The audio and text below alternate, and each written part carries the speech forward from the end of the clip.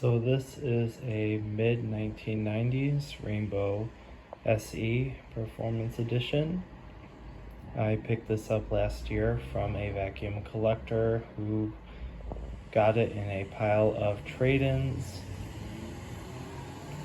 So the reason why I wanted this particular Rainbow is I've always been a fan of the D4 series, but I wanted something that had a little more oomph to it. So the SE Performance Edition has a little more power.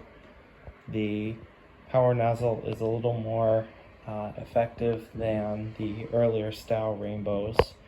And I got a pretty good deal on it too. It probably could stand to be serviced at some point. I know that the brush roll is a little worn out and is a little noisy, but I don't use it a lot, so I'm not too worried about it at this point. I have it set up to vacuum my apartment with. I have the floor tool wand set up on the bed there for when I switch over to use the floor tool. It does have a complete set of attachments on the caddy there. Not all of them are original to the machine.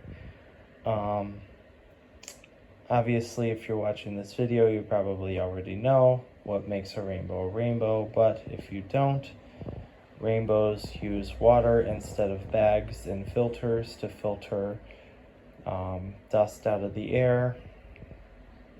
Not completely effective, but at the time that this vacuum was invented, it was pretty revolutionary. As long as you don't pick up super fine particulates, generally speaking, water does tend to trap most of the particles.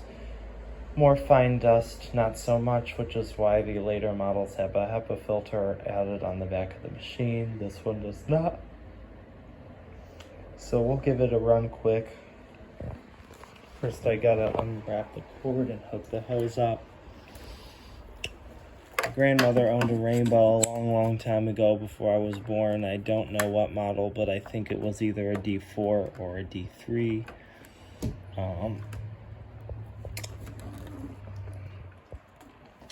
Another thing about Rainbows is that they are quite heavy, especially once you put water in them.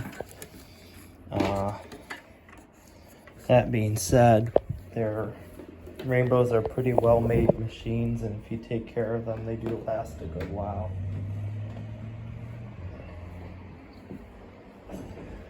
So we'll start by testing out the suction power through the hose.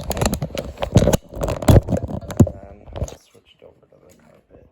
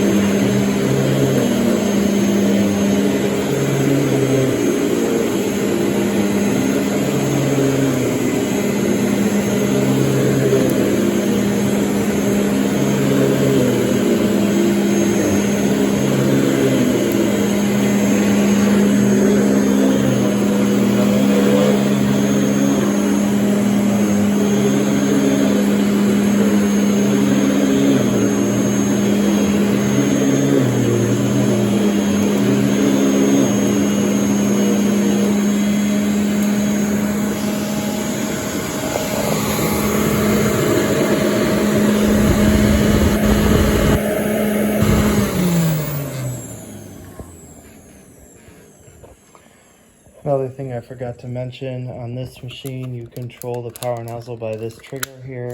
Got to keep it depressed to keep the power nozzle running.